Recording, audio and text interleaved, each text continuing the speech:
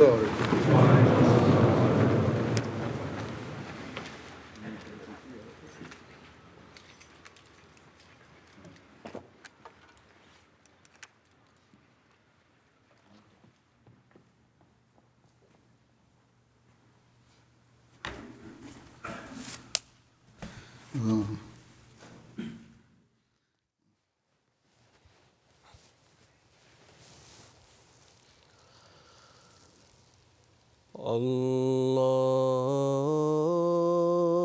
اللہ اکبر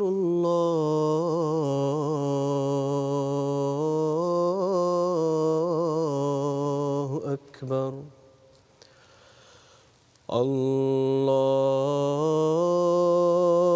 اللہ اکبر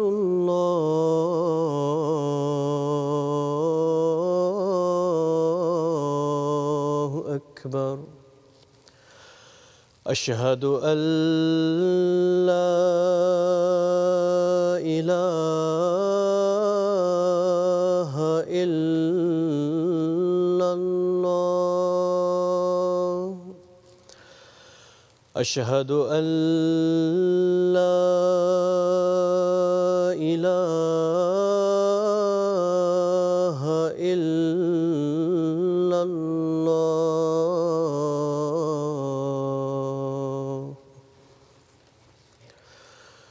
اشہد ان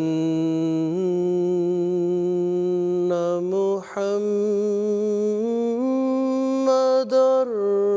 رسول اللہ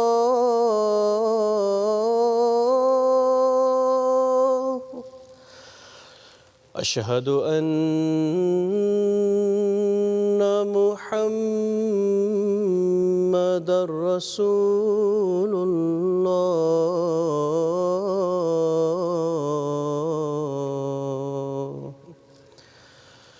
حی علی الصلاة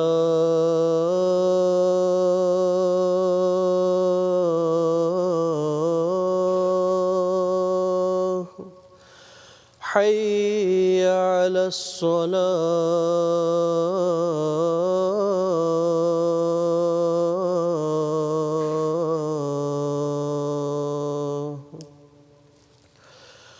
حی علی الفلاح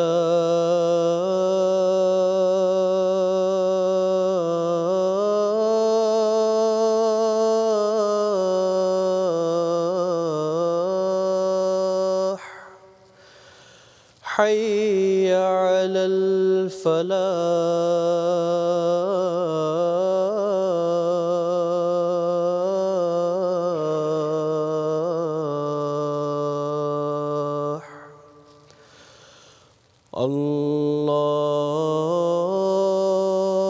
اللہ اکبر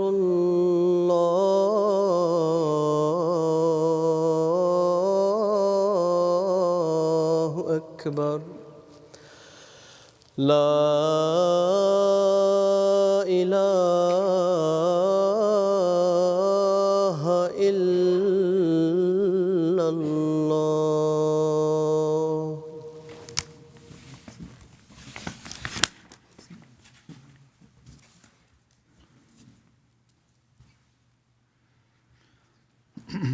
السلام علیکم ورحمۃ اللہ. اشہد ان لا الہ الا اللہ وحدہ لا شریک لہ واشہد ان محمدا عبدہ ورسولہ اما بعد فاعوذ باللہ من الشیطان الرجیم بسم اللہ الرحمن الرحیم الحمد للہ رب العالمین الرحمن الرحیم مالک یوم الدین ایاک نعبد وإیاک نستعین اهدنا الصراط المستقيم صراط الذين أنعمت عليهم غير المغضوب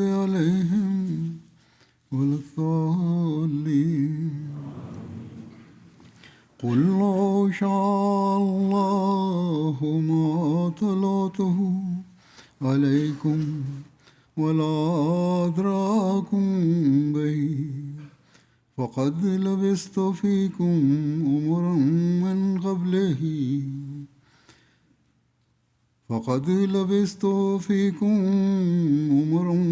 قبله أفلا تعقلون فمن أظلم ممن افترى على الله كذبا وكذب بآياته إنه لا يفلح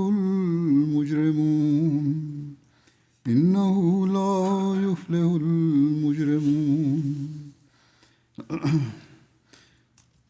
اس آیت کا ترجمہ یہ ہے آیات کا کہ اور تو انہیں کہے کہ اللہ کی یہی مشیت ہوتی کہ اس کی اگر کوئی اور تعلیم دی جاتی تو میں اسے تمہارے سامنے پڑھ کر نہ سناتا اور نہ وہی تمہیں اس تعلیم سے آگاہ کرتا.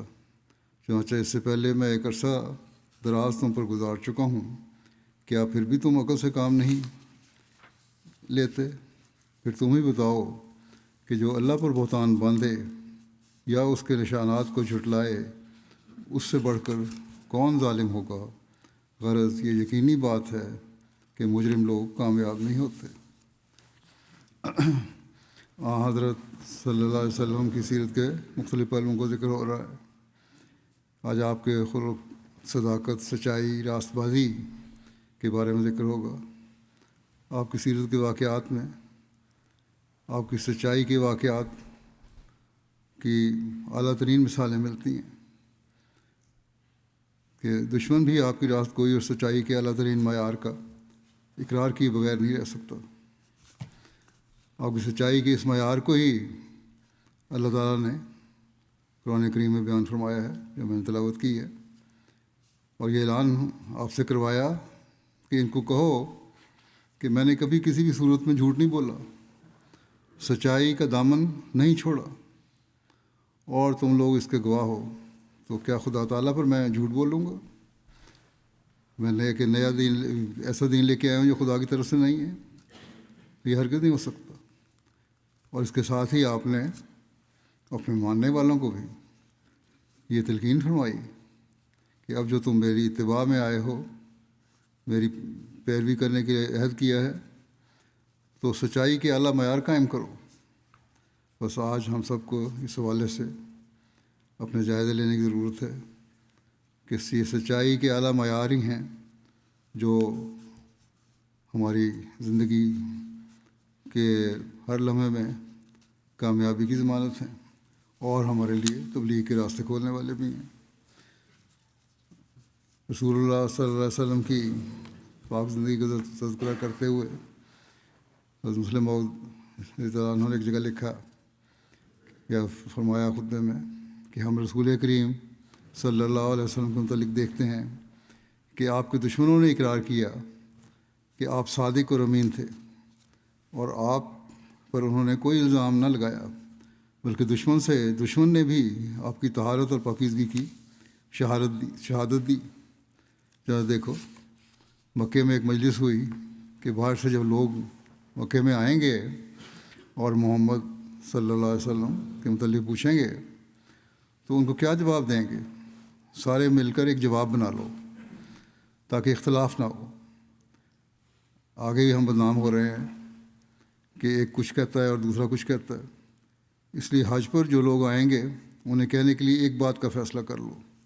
اس پر ان میں سے ایک نے کہا کہ یہ کہہ دینا کہ جھوٹ کی عادت ہے، جو کچھ کہتا ہے سب جھوٹ ہے. یہ سن کر ایک شخص جس کا نام نضر بن حارث تھا،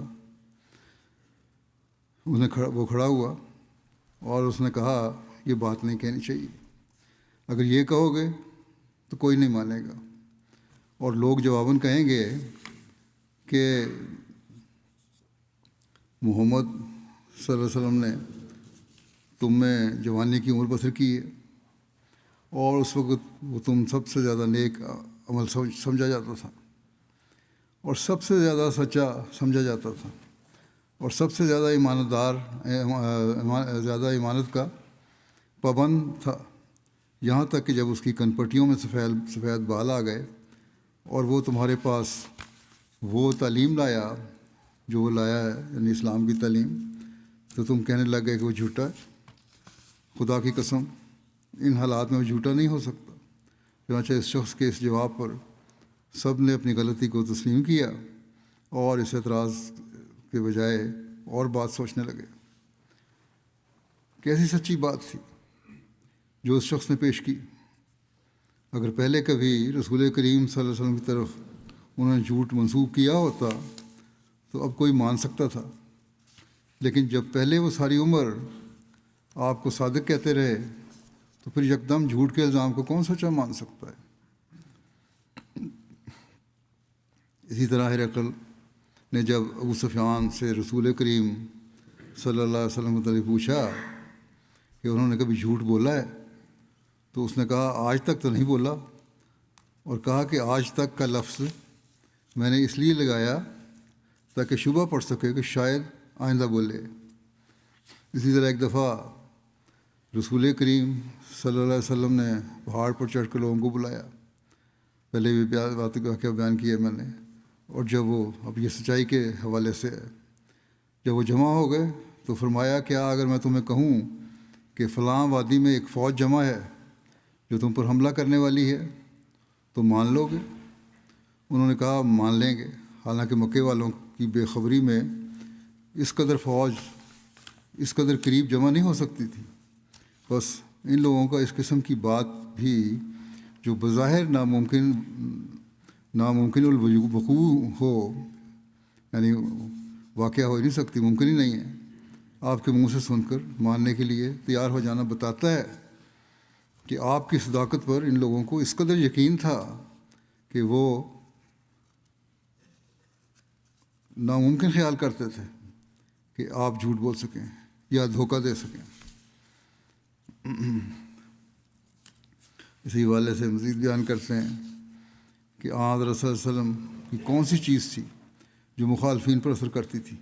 وہ قرآن کریم سے ابتداءً متاثر نہیں ہوئے، قرآن کریم کی تعلیم تو انہیں متاثر نہیں کر سکی جو آپ کی تعلیم پر عمل کروانے کے لیے یا آپ کی بیعت میں لانے کے لیے ذریعہ بنتی، بلکہ وہ محمد صلی اللہ علیہ وسلم کی پہلی زندگی تھی۔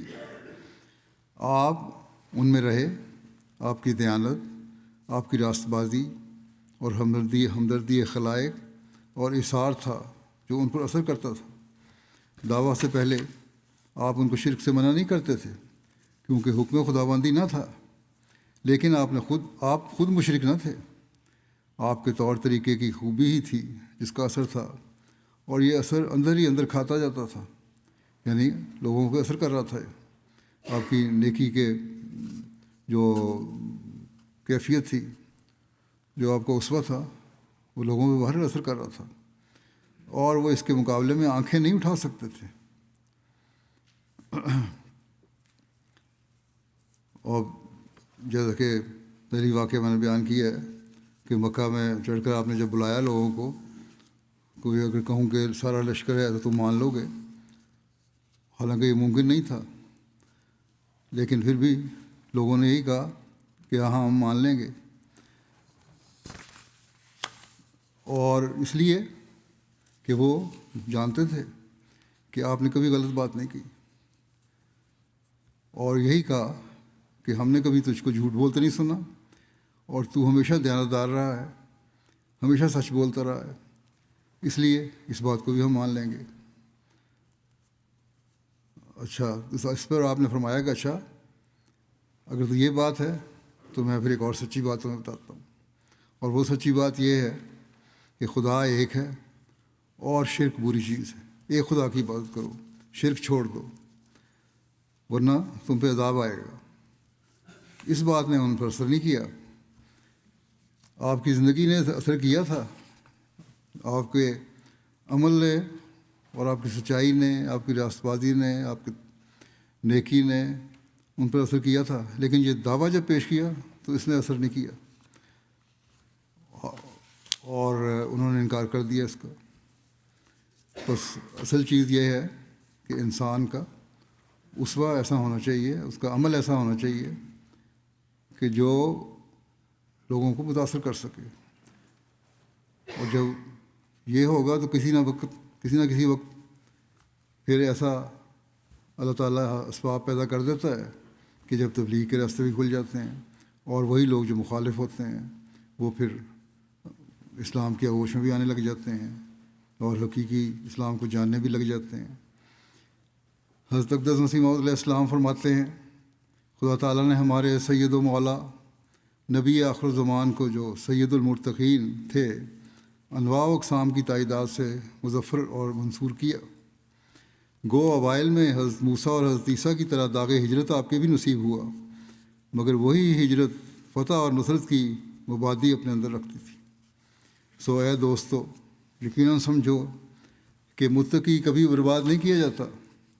جب دو فریق آپس میں دشمنی کرتے ہیں اور خصومت کو انتہا تک پہنچاتے ہیں تو وہ فریق جو خدا تعالیٰ کی نظر میں متقی اور پرہیزگار ہوتا ہے، آسمان سے اس کے لیے مدد نازل ہوتی ہے، اور اس طرح پر آسمانی فیصلے سے مذہبی جھگڑے انفصال پا جاتے ہیں، یعنی مذہبی جھگڑوں کا فیصلہ ہو جاتا ہے۔ دیکھو ہمارے سید و مولا نبینا محمد صلی اللہ علیہ وسلم کیسے کمزوری کی حالت میں مکے میں ظاہر ہوئے تھے، اور ان دنوں میں ابو جہل وغیرہ کفار کا کیا عروج تھا، اور لاکھوں آدمی حضرت صلی اللہ علیہ وسلم کے دشمن جانی ہو گئے تھے۔ تو پھر کیا چیز تھی جس نے انجام کار ہمارے نبی صلی اللہ علیہ وسلم کو فتح اور ظفر بخشی؟ یقیناً سمجھو کہ یہی راست بازی اور صدق اور پاک باطنی اور سچائی تھی جس کی وجہ سے یہ کامیابیاں ہوئیں۔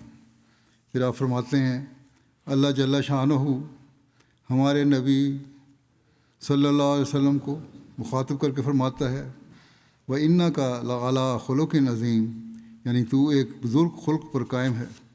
سو اسی تشریح کے مطابق اس کے معنی ہیں یعنی یہ کہ تمام قسم اخلاق کی سخاوت، شجاعت، عدل، رحم، احسان، صدق، حوصلہ وغیرہ تجھ میں جمع ہیں۔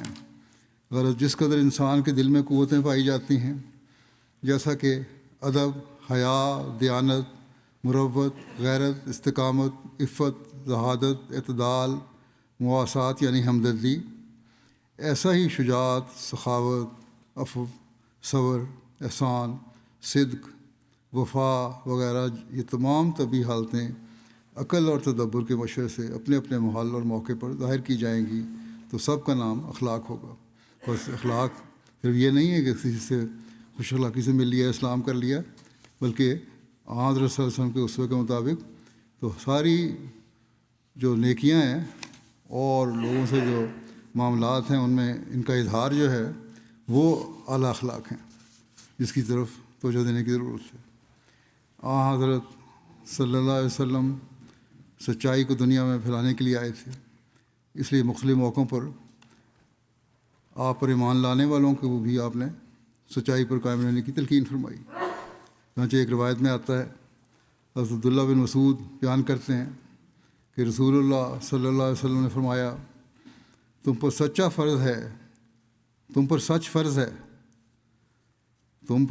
فرض ہے کیونکہ سچ نیکی کی طرف لے جاتا ہے اور نیکی جنت کی طرف لے جاتی ہے، اور کوئی شخص مسلسل سچ بولتا ہے اور سچ کی جستجو میں لگا رہتا ہے یہاں تک کہ وہ اللہ کے ہاں صدیق کے لکھا جاتا ہے۔ اور تم لوگ جھوٹ سے بچو کیونکہ جھوٹ بدکاری کی طرف لے جاتا ہے اور بدکاری آگ کی طرف لے جاتی ہے، اور آدمی جھوٹ بولتا چلا جاتا ہے اور جھوٹ بولنے کی جستجو کرتا ہے یہاں تک کہ وہ اللہ کے ہاں کذاب لکھا جاتا ہے، اور جب کذاب لکھا جاتا ہے تو وہ آگ کی طرف جاتا ہے۔ بس بڑے خوف کا مقام ہے یہ۔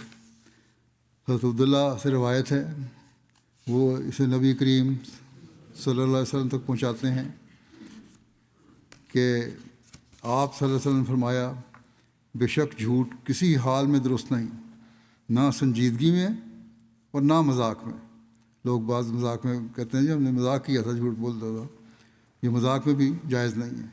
اور نہ یہ کہ کوئی شخص اپنے بچے سے وعدہ کرے پھر اسے پورا نہ کرے۔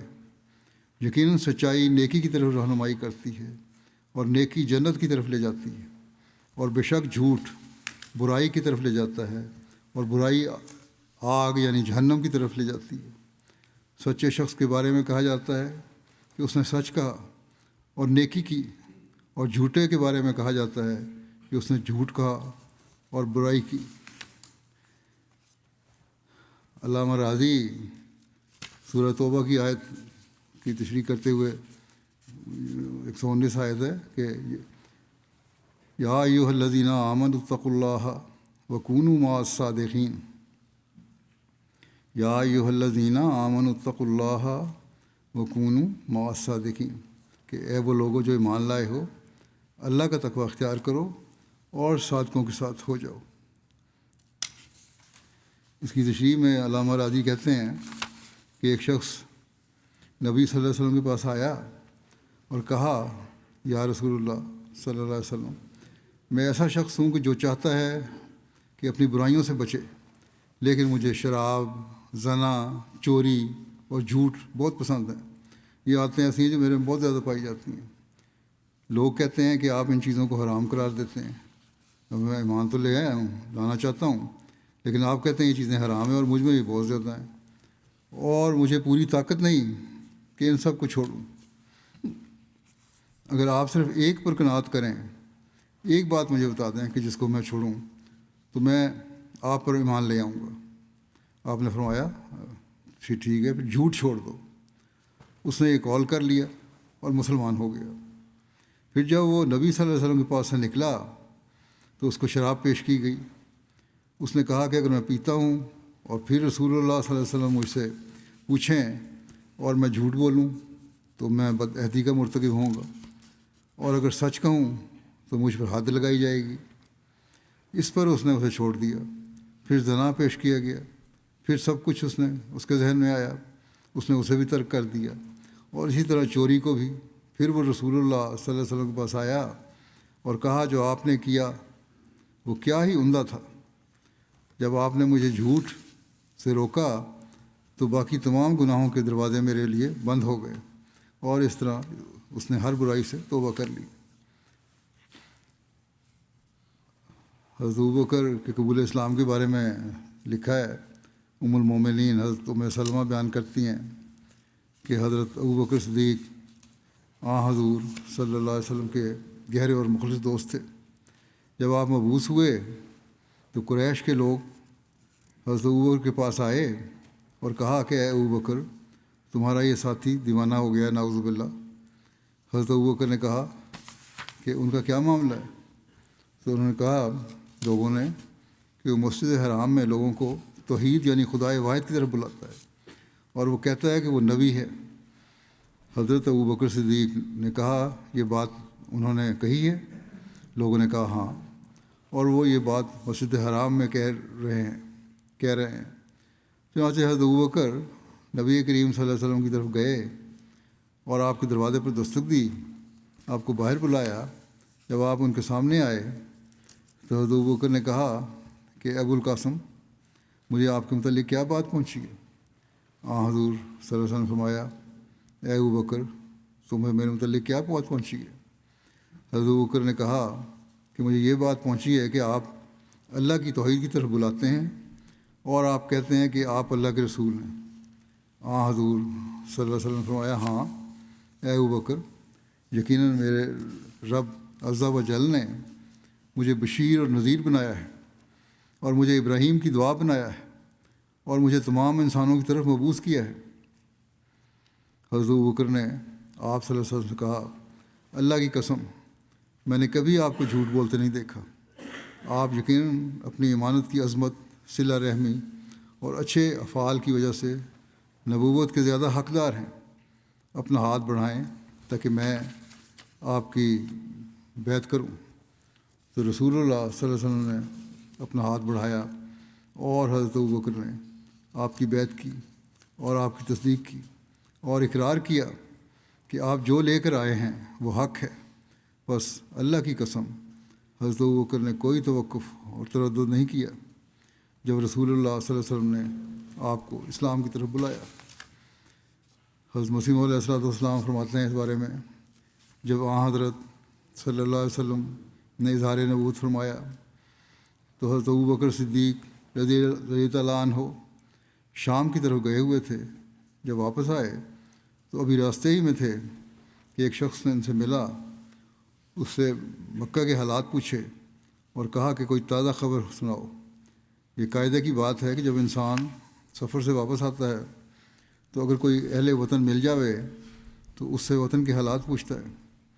اس نے کہا کہ نئی بات یہ ہے کہ تیرے دوست محمد صلی اللہ علیہ وسلم نے پیغمبری کا دعویٰ کیا ہے۔ آپ نے سنتے ہی کہا اگر اس نے یہ دعویٰ کیا ہے تو بے شک وہ سچا ہے۔ اس سے معلوم ہوتا ہے کہ آپ پر کس قدر حسن ظن تھا، یعنی آپ صلی اللہ علیہ وسلم پر حضرت ابوبکر کو کتنا حسن ظن تھا۔ معجزے کی بھی ضرورت نہیں سمجھی، اور حقیقت یہ ہے کہ معجزہ وہ شخص مانگتا ہے جو حالات سے واقف نہ ہو اور جہاں غیریت ہو، اور وہ تسلی پانے کے لیے کہتا ہے، لیکن جس کو انکار ہی نہیں اس کو معجزے کی کیا ضرورت ہے۔ غرض حضرت ابوبکر صدیق راستے ہی میں سن کر ایمان لے آئے، اور جب مکے پہنچے تو حضرت صلی اللہ علیہ وسلم خدمت میں حاضر ہو کر دریافت کیا کہ کیا آپ نے نبوت کا دعویٰ کیا ہے؟ حضرت صلی اللہ علیہ وسلم نے فرمایا ہاں درست ہے۔ اس پر حضرت ابوبکر صدیق نے کہا کہ آپ گواہ رہیں، میں آپ کا پہلا مصدق ہوں۔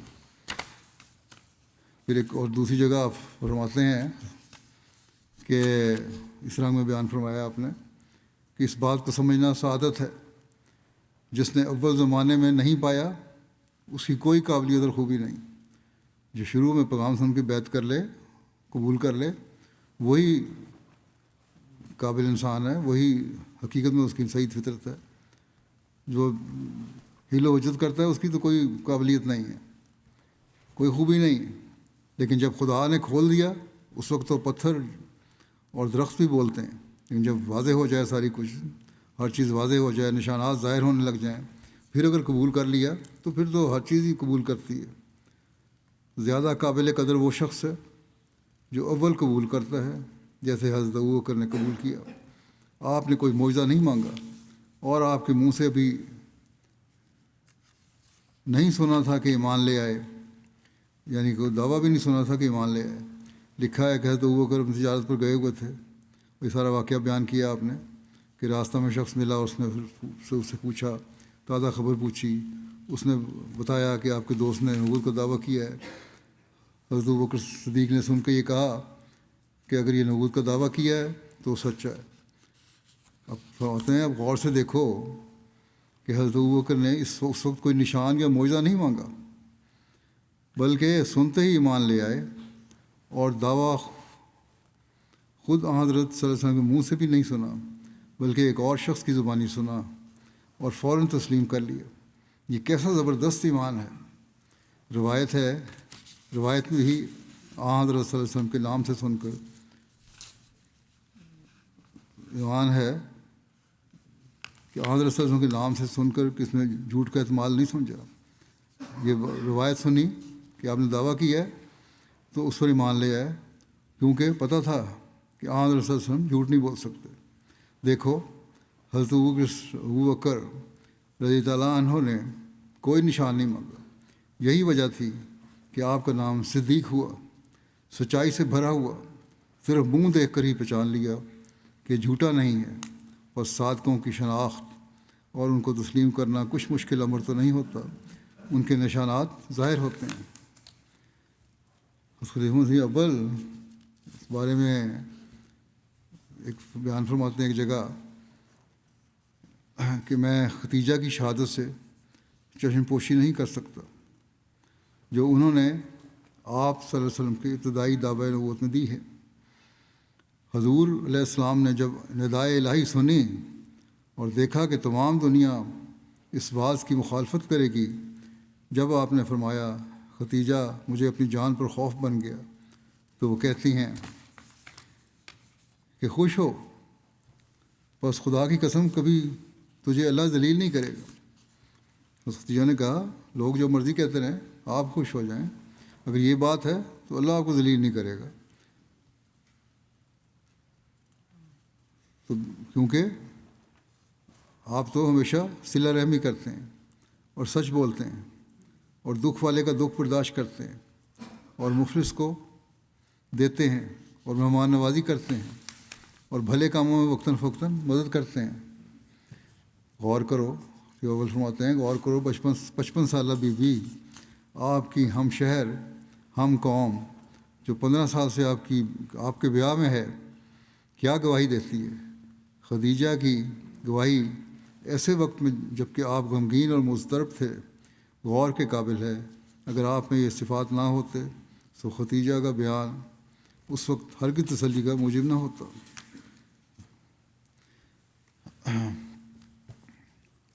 شیب ابی طالب میں مسوری کی حالت میں جب تیسرا سال ہونے کو آیا تو نبی کریم صلی اللہ علیہ وسلم نے اللہ تعالیٰ سے علم پا کر اپنے چچا ابو طالب کو اطلاع دی کہ بنو ہاشم سے بائی کاٹ کا جو معاہدہ خانہ کعبہ میں لٹکایا گیا تھا اس کی ساری عبادت کو اللہ کے ذکر کے سوا دیمک کھا گئی ہے۔ ابو طالب کو رسول اللہ صلی اللہ علیہ وسلم کے قول پر ایسا یقین تھا کہ انہوں نے پہلے اپنے بھائیوں سے آپ کی اس بات کا ذکر کرتے ہوئے کہا کہ خدا کی قسم محمد صلی اللہ علیہ وسلم نے مجھ سے آج تک کبھی جھوٹ نہیں بولا۔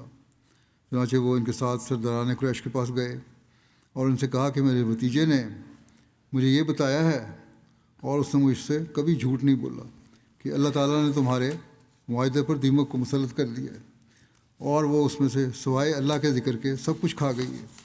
اگر میرا بھتیجا سچا نکلا تو تمہیں اپنے بائی کاٹ کے فیصلے سے ہٹنا ہوگا، اور اگر وہ جھوٹا ثابت ہوا تو میں اسے تمہارے حوالے کر دوں گا، چاہو تو اسے قتل کرو اور چاہو تو زندہ رکھو۔ انہوں نے کہا بالکل یہ انصاف کی بات ہے۔ پھر جب معاہدے کو دیکھا گیا تو وہ ایسے ہی تھا جیسے رسول اللہ صلی اللہ علیہ وسلم نے فرمایا تھا۔ چنانچہ قریش اپنی قوم کے سامنے شرمندہ ہو گئے۔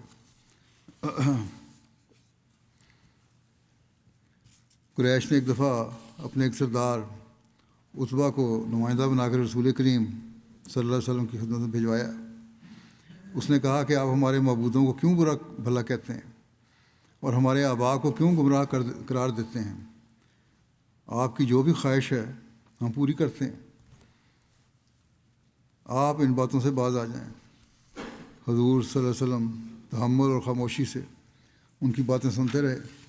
جب وہ سب کہہ چکا تو آپ نے سورہ حامیم فصلت کی چند آیات تلاوت کیں، اور جب آپ اس آیت پر پہنچے کہ میں تمہیں عاد و سمود جیسے عذاب سے ڈراتا ہوں تو عتبہ نے آپ کو روک دیا کہ آپ بس کریں، اور عتبہ اٹھ کر اپنے ساتھیوں کے پاس آ گیا۔ اس نے قریش کو جا کر کہا کہ میں جانتا ہوں کہ محمد صلی اللہ علیہ وسلم جب کوئی بات کہتا ہے تو وہ ہرگز جھوٹ نہیں کہتا، مجھے ڈر لگتا ہے کہ کہیں تم پر وہ عذاب نہ آ جائے۔ ابو جہل کی گواہی بھی ملتی ہے۔ حضرت علی نے بیان فرمایا کہ ابو جہل نے نبی صلی اللہ علیہ وسلم سے کہا ہم آپ کو نہیں جھٹلاتے بلکہ اسے جھٹلاتے ہیں جو آپ لے کر آئے ہیں، یعنی آپ کے دین کو جھٹلاتے ہیں۔ ایک روایت میں ہے اخنس بن شریک بدر کے دن ابو جہل سے ملا۔ اس نے کہا اے ابو الحکم، یہاں میرے اور تمہارے سوا کوئی نہیں جو ہماری بات سن رہا ہو، مجھے محمد کے بارے میں سچ سچ بتاؤ، کیا وہ سچے ہیں یا جھوٹے؟ ابو جہل نے جواب دیا اللہ کی قسم محمد صلی اللہ علیہ وسلم یقیناً سچے ہیں، اور محمد نے کبھی بھی جھوٹ نہیں بولا۔ بس مسلم بیان کرتے ہوئے فرماتے ہیں ایک جگہ کہ کیا محمد رسول اللہ صلی اللہ علیہ وسلم کے دشمنوں نے اپنے رسول کو نہیں پہچانا کہ اس کا انکار کر رہے ہیں؟ یعنی یہ کتنے تعجب کی بات ہے کہ انہوں نے 40 سال تک محمد رسول اللہ صلی اللہ علیہ وسلم کو دیکھا، آپ کے اخلاق اور عادات کا انہوں نے مشاہدہ کیا، اور انہوں نے اپنی عینی شہادات سے اس امر کو تسلیم کیا کہ محمد رسول اللہ صلی اللہ علیہ وسلم نہایت راست باز انسان ہیں۔ مگر جب اس راست باز انسان نے یہ کہا کہ میں خدا کی طرف سے تمہاری ہدایت کے لیے مبعوث کیا گیا ہوں تو اس کی مخالفت کے لیے کھڑے ہو گئے۔ اگر غیر شخص یہ بات کہتا تو معذور سمجھا جاتا تھا اور اس کے متعلق خیال کیا جا سکتا تھا کہ چونکہ اس نے محمد رسول اللہ صلی اللہ علیہ وسلم کو نہیں دیکھا اس لیے وہ آپ کی طرف یہ بات منسوب کر رہا ہے کہ آپ نے خدا تعالیٰ پر افطرا کیا ہے۔ لیکن مکے کے رہنے والے جن کے سامنے محمد رسول اللہ صلی اللہ علیہ وسلم کی ساری زندگی ایک کھلی کتاب کی طرح تھی، آپ کو کس طرح مفتری قرار دینے لگ گئے؟ یہ کس طرح ممکن تھا کہ آپ کو جھوٹا کہتے، حالانکہ دل میں مانتے تھے کہ آپ سچے ہیں؟ ابو جہل محمد رسول اللہ صلی اللہ علیہ وسلم کا کتنا دشمن تھا، پہلے بھی ایک گواہی ملی ہے، مگر اس نے بھی ایک موقع پر کہہ دیا، یہ حضرت مسلم نے بیان کیا ہے کہ ہم تجھ کو جھوٹا نہیں کہتے، ہم تو اس تعلیم کی تکذیب کرتے ہیں جسے تو پیش کر رہا ہے۔ گویا ابو جہل جیسا معاند اور سیاہ باطن انسان کا دل بھی محمد رسول اللہ صلی اللہ علیہ وسلم کو جھوٹا کہنے کے لیے تیار نہیں تھا۔ گویا جھوٹا کہتے ہوئے اس کی ضمیر بھی اسے ملامت کرتی تھی، اور اس کا دل بھی دھڑکنے لگتا تھا کہ میں کیسی کبھی حرکت کر رہا ہوں، مگر اس نے بہانہ یہ بنایا کہ میں تو محمد رسول اللہ صلی اللہ علیہ وسلم کی تعلیم کو جھٹلا رہا ہوں، آپ کو تو جھوٹا نہیں کہہ رہا۔ یہ عذر گناہ بدتر از گناہ والی بات ہے، مگر بہرحال اس سے اس اثر کا اندازہ لگایا جا سکتا ہے جو شدید ترین معاندین کے دلوں میں پر بھی آپ کی صداقت اور راست بازی کی وجہ سے قائم ہو چکا تھا۔ امیہ بن خلف بھی آپ کا ایک شدید معاند تھا، مگر ایک موقع پر اس کی زبان سے بھی یہ الفاظ نکل گئے کہ خدا کی قسم، جب محمد صلی اللہ علیہ وسلم بات کرتا ہے تو سچی ہی کرتا ہے، جھوٹ نہیں بولتا۔ کہتے ہیں جادو وہ جو سر پہ چڑھ کے بولے۔ محمد کا یہ کتنا بڑا جادو ہے کہ آپ صلی اللہ علیہ وسلم نے اپنے دشمنوں سے بھی اپنی صداقت اور راست بازی تسلیم کروا لی۔ حضرت عبداللہ بن سلام نے بیان کیا کہ جب نبی صلی اللہ علیہ وسلم مدینہ تشریف لائے تو لوگ تیزی سے آپ کی طرف گئے اور لوگ کہنے لگے کہ رسول اللہ صلی اللہ علیہ وسلم تشریف لے آئے، رسول اللہ صلی اللہ علیہ وسلم تشریف لے آئے، رسول اللہ صلی اللہ علیہ وسلم تشریف لے آئے ہیں۔ 3 دفعہ یہ کہا گیا۔ کہتے ہیں میں بھی لوگوں میں ہو کر آیا تاکہ دیکھوں۔ جب میں نے آپ کا چہرہ اچھی طرح دیکھا تو میں نے پہچان لیا کہ آپ کا چہرہ جھوٹے کا چہرہ نہیں، اور پہلی بات جو آپ نے بیان فرمائی اور میں نے سنا، آپ نے فرمایا اے لوگو، سلام کو رواج دو، کھانا کھلاؤ اور رحمی رشتہ داروں سے حسن سلوک کرو، اور رات کے وقت نماز پڑھو، جب لوگ سو رہے ہوں تو تم سلامتی کے ساتھ جنت میں داخل ہو جاؤ گے۔ مدینہ کا یہودی بھی گواہی دینے ہے، ان کی بھی ملتی ہے گواہی۔ مسلمانوں اور یہودی قبیلہ بنو قریظہ کے درمیان باہمی تعاون کا معاہدہ تھا۔ جنگ احزاب کے دوران بنو نذیر کا سردار ہوئی بن اخطب بنو قریظہ کے ساتھ سردار کعب بن اسد قرظی کے پاس گیا اور اسے مسلمانوں سے معاہدہ توڑنے اور قریش کی مدد کرنے پر آمادہ کرنے کی کوشش کی تاکہ مسلمانوں کو شکست سے دوچار کیا جائے۔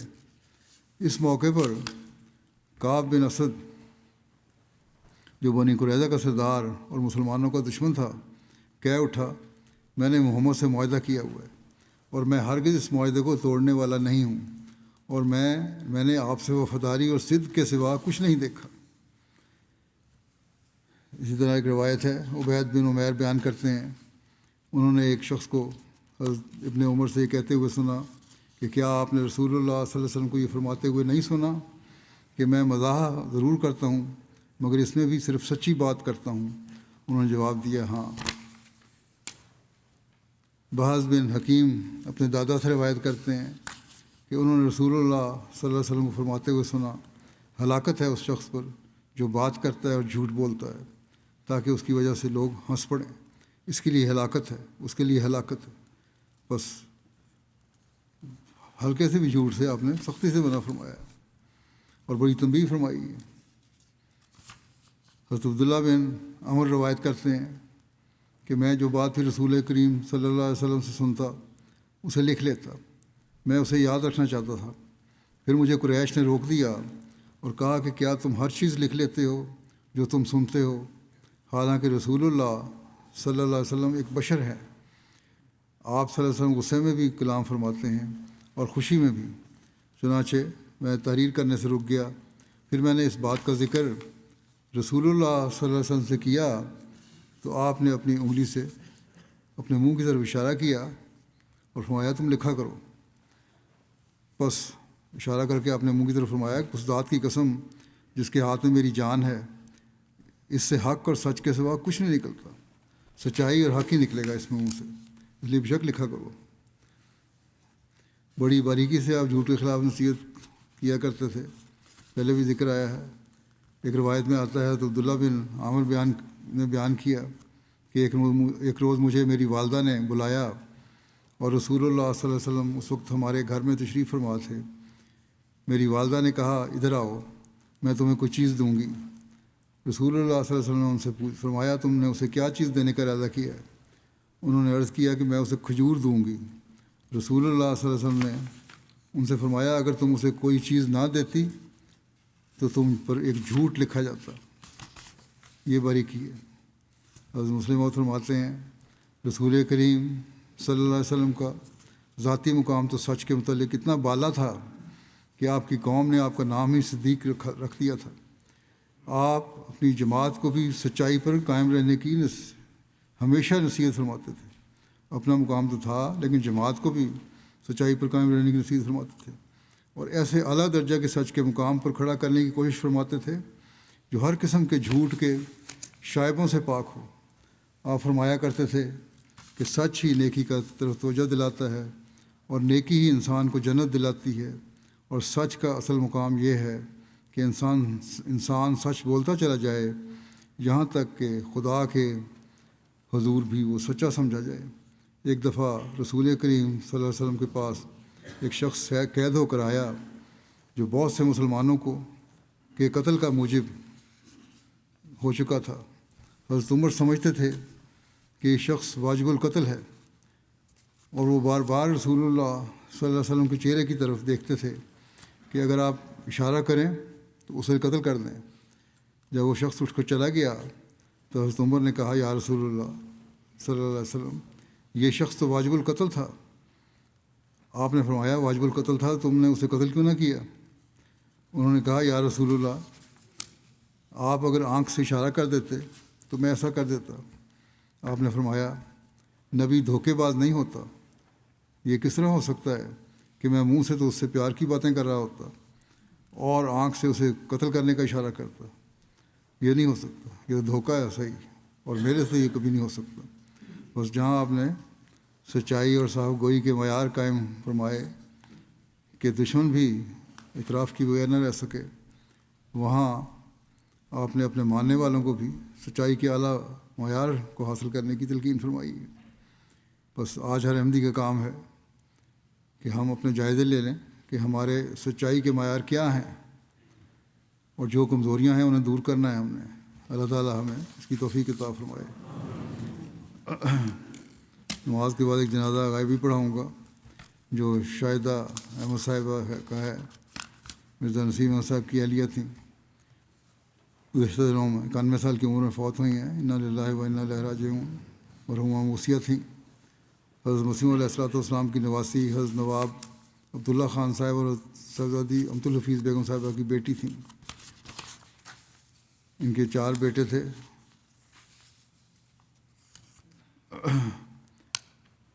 ان کے بڑے بیٹے نعمان نے لکھا ہے کہ ہر کوئی کہہ رہا ہے کہ مجھ سے بہت پیار کرتی تھی، بڑا اچھا حسن سلوک تھا ان کا لوگوں کے ساتھ۔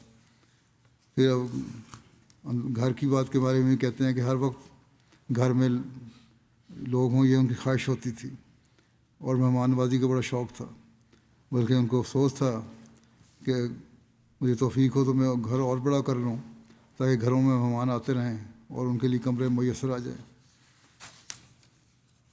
اسی طرح ان کے چھوٹے بیٹے رضوان نے لکھا ہے کہ وہ بڑی خوبیوں کی مالک تھیں۔ امیر غریب چھوٹے بڑے کے پیغام آ رہے ہیں لوگوں کے اب ان کی وفات پہ کہ کس طرح انہوں نے سب سے اپنا پیار بانٹا اور ذاتی تعلق قائم کیا، اور ان کی بے ساختہ طبیعت تھی، محبت کرنے والی تھیں اور سب کے دلوں میں گھر کر جاتی تھیں۔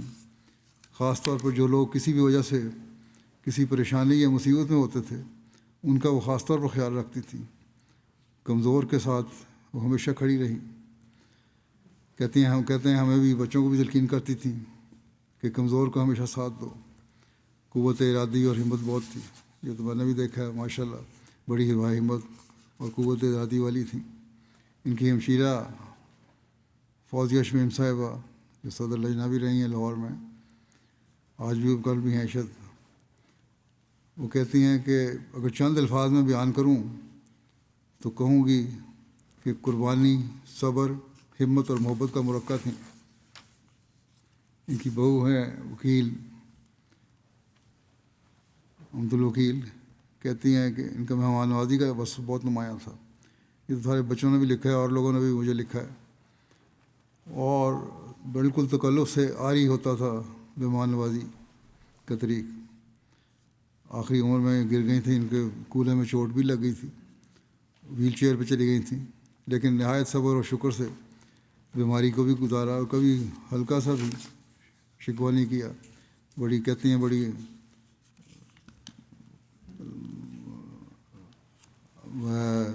ہمت والی مریضہ تھیں اور کبھی ہمیں تنگ نہیں کیا. ان کی پوتی ہے ختیجہ, وہ کہتی ہیں وہی مہمان نوازی کا تعلق تو لکھا ہی ہے انہوں نے, لیکن پیار کرنے والی, شفقت کرنے والی خاتون تھی. اور گزشتہ چند سالوں سے تو قرآن کریم کا دور 2-3 دفعہ مہینے میں ختم کرتی تھیں. غریبوں کی بڑی ہمدرد تھیں اور کہتی ہیں ہمیں بھی نصیحت کیا کرتے تھیں غریبوں کے لیے دعا کیا کرو. ان کی بھانجی ہیں, یہاں رہتی ہے, ان کی بھانجی کی بیٹی ہے عزیزہ نیہا, کہتی ہیں ہر حال میں مثبت سوچ رکھتی تھیں, زندگی کے ہر لمحے کی قدر کرتی تھیں اور گھر میں کام کرنے والے ملازمین کا بھی بہت خیال رکھتی تھیں جیسے کہ وہ اپنے ہوں. بہرحال یہ میں نے بھی دیکھا ہے کہ عموماً یہ بات اس بات سے بھی مثبت سوچ رکھنے والی بات ہے, بچ کے رہتی تھیں کسی کے متعلق کوئی منفی بات کریں, جذبات کو تکلیف پہنچانے والی بات کریں. لوگوں کے جذبات کا بہت خیال رکھا کرتی تھیں. کہتی ہے کہ ایک بار ان کی ملازمہ کی شادی کی وجہ سے رخصت ہو رہی تھی گھر سے, تو افسردہ ہوئیں, جس طرح اپنی بیٹیوں کے رخصت ہونے پہ افسردہ ہوتا ہے لوگ ہوتے ہیں کہ اب گھر بے رونق ہو جائے گا. بعض دفعہ لوگوں کی ایسی نیکیاں ہوتی ہیں جو عموماً چھپی رہتی ہیں, لیکن بعد میں جن سے کی ہوئی ہوں ان سے پتہ چلتا ہے. یہ بھی ایسی لوگوں میں سے تھیں. اللہ تعالیٰ ان سے مغفرت اور رحم کا سلوک فرمائے.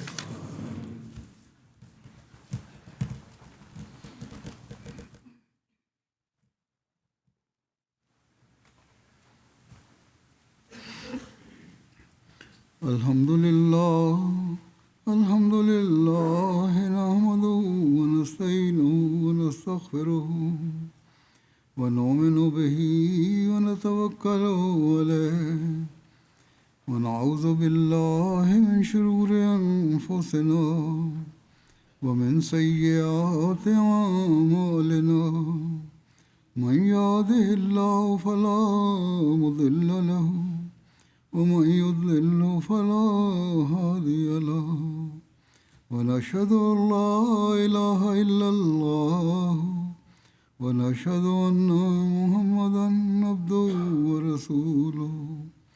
عباد الله رحمكم الله إن الله يأمر بالعدل والإحسان وإيتاء ذي القربى وينهى عن الفحشاء والمنكر والبغي يعظكم لعلكم تذكرون. اذكروا الله يذكركم وادعوه يستجب لكم ولذكر الله أكبر.